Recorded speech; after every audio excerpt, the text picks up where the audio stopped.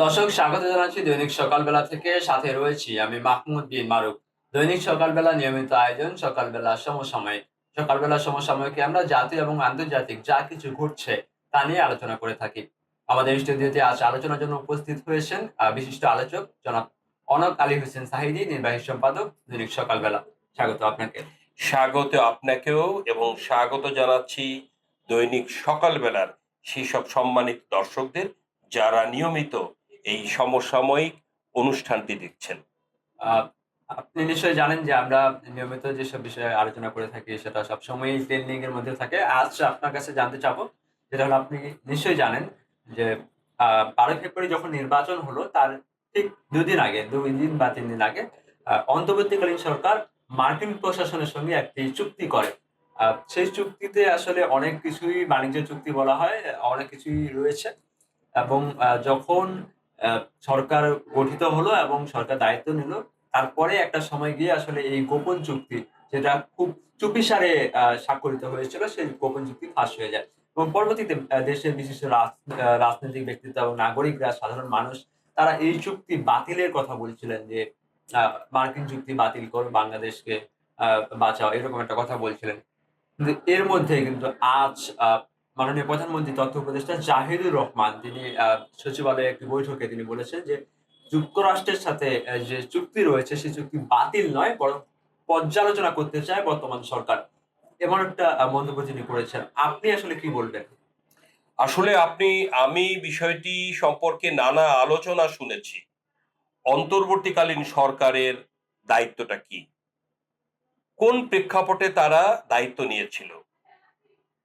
একটি সরকারের পতনের পরে ডক্টর মোহাম্মদ ইউনূসের নেতৃত্বে অন্তর্বর্তীকালীন সরকারকে দায়িত্ব দেওয়া হয়েছিল একটি অবাধ এবং নিরপেক্ষ অন্তর্ভুক্তিমূলক নির্বাচনের মধ্য দিয়ে একটি সরকারের হাতে ক্ষমতা হস্তান্তর করা।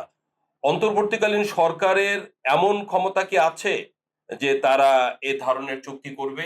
তারা নানা প্রকার সংস্কার করেছে, কিন্তু কোনো সংস্কারই শেষ পর্যন্ত জনগণের সমর্থন পায়নি বা তারা বাস্তবে রূপ দিতে পারেনি।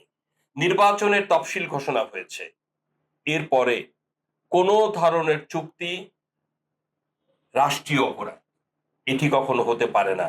নির্বাচনের ৩ দিন আগে ঠিক এমন কি ঘটলো যে তাকেই চুক্তিটি করে যেতে হবে? অবশ্যই মাননীয় প্রধানমন্ত্রীর তথ্য উপদেষ্টা ডক্টর জাহেদুর রহমান এটি পর্যালোচনার কথা বলেছেন।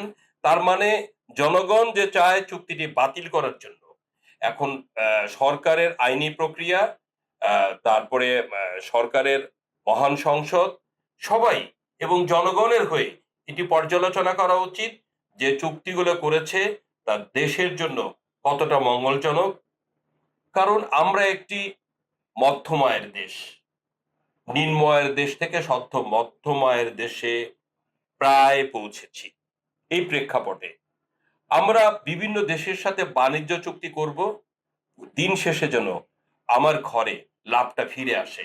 তো উনি যে চুক্তিটা করেছে সেই চুক্তিটা কি লাভ ঘরে ফিরে আসবে? এটি পর্যালোচনার দাবি রাখে। আর আমার নানা সমস্যা, আমার রাষ্ট্রীয় মৌলিক সমস্যা আহ, রয়েছে, খাদ্য, বস্ত্র, অন্ন, চিকিৎসা, শিক্ষা, সেসব মৌলিক বিষয়গুলো আলোচনায় না নিয়ে আমাকে কেন বোয়িং বিমান কিনতে হবে? এই চুক্তিটি কেন, কার স্বার্থে? এই বিষয়গুলো আসলে সত্যিকার অর্থে পর্যালোচনার দাবি রাখে। বর্তমান সরকার, তারেক রহমানের নেতৃত্বে যে সরকার পরিচালিত হচ্ছে, তা অবশ্যই পর্যালোচনা করা উচিত এবং জনসম্মুখে তা প্রকাশ করা উচিত। ধন্যবাদ আপনাকে। আমি আপনার কাছে আরেকটা বিষয় জানতে চাইবো, সেটা হলো যে, আ যেই আ চুক্তিটা পর্যালোচনার কথা বলা হচ্ছে, সেটা যদি বাতিল করা হতো বা বাতিল করা হয় পরবর্তীতে, যদি পর্যালোচনায় সেটা আশানুরূপ কোনো আলোচনা যদি না হয়, পরবর্তীতে যদি বাতিল করা হয়, তাহলে কি মার্কিন প্রশাসন কোনো স্যাংশন দিতে পারে কিনা বাংলাদেশের বিরুদ্ধে? আসলে মার্কিন প্রশাসন আমাদেরকে কখন স্যাংশন দেয়? যখন তাদের স্বার্থ বিনষ্ট হয়। হুম, হুম। যখনই তারা তাদের বাণিজ্য চুক্তি, আমাদের এই ক্ষুদ্র দরিদ্র রাষ্ট্রের উপরে তারা ব্যবসা করতে পারে না, তারা সুবিধা করতে পারে না, তারা জবরদখল করতে পারে না, তখনই স্যাংশনের প্রশ্ন আসে। এখন পর্যালোচনায় যদি এদেশের গণমানুষ চুক্তিটি বাতিল চায়, আর বর্তমান সরকার যদি সেটাকে বাতিল করে, তাহলে আমাদেরকে স্যাংশন মোকাবেলা করেই চলতে হবে। স্যাংশন তারা দিতেই পারে, অতীতেও তারা স্যাংশন দিয়েছে। সমস্ত স্যাংশন মোকাবেলা করেই কিন্তু বাংলাদেশিরা এগিয়ে গেছে, যেমনটা এগিয়েছিল মুক্তিযুদ্ধের চেতনায়, ৭১-এর মুক্তিযুদ্ধের মধ্য দিয়ে। কাজেই আমরা না খেয়ে থাকতে জানি, আমরা যুদ্ধ করতে জানি, আমরা আসলে বীরের জাতি, আমরা কষ্ট করতে জানি। কাজেই সবকিছুতেই যদি আমাকে ভয় পেতেই হয়, স্যাংশনের ভয়, আমার ক্ষমতা হারিয়ে যাওয়ার ভয়, তাহলে তো রাষ্ট্রের নৈতিকতা থাকলো না। রাষ্ট্রের প্রতিটি জনগণ এক একটি সাহসী যোদ্ধা। হঠাৎ যদি দেশে কোনো কারণে একটি দুর্ভিক্ষ আসে, মানুষকে তো সেটা মোকাবেলা করতে হবে, মানুষকে তো সেটা মোকাবেলা করে বাঁচতে হবে। আপনি যদি নিজে একটি ঝড়ো সমুদ্রের মধ্যে পড়ে যান, আপনি বাঁচার চেষ্টা করবেন, এটাই হচ্ছে সংগ্রাম। এখন স্যাংশন দিবে বা দিতে পারে, আমাদের অর্থনৈতিক প্রবৃদ্ধি কি হবে, এসব চিন্তা করলে তো আর একটি রাষ্ট্রের সার্বভৌমত্ব এবং সেই চেতনা থাকলো না, যেই চেতনার মধ্য দিয়ে একটি রাষ্ট্র সুগঠিত হয় এবং সামনের দিকে এগিয়ে চলে। ধন্যবাদ আপনাকে দৈনিক সকালবেলায় সময় দেওয়ার জন্য। আপনাকে প্রতি কৃতজ্ঞতা। আপনাকেও ধন্যবাদ জানাচ্ছি আমাকে এই স্টুডিওতে আমন্ত্রণ জানানোর জন্য। দর্শক, এতক্ষণ দেখছিলেন সকালবেলা সমসাময়িকে আমাদের নিয়মিত আয়োজন। আমরা পরবর্তীতে নিশ্চয়ই আরো কোনো এপিসোডে নতুন কোনো বিষয় নিয়ে কথা বলবো। ততক্ষণ পর্যন্ত ভালো থাকবেন, সুস্থ থাকবেন। আল্লাহ হাফেজ।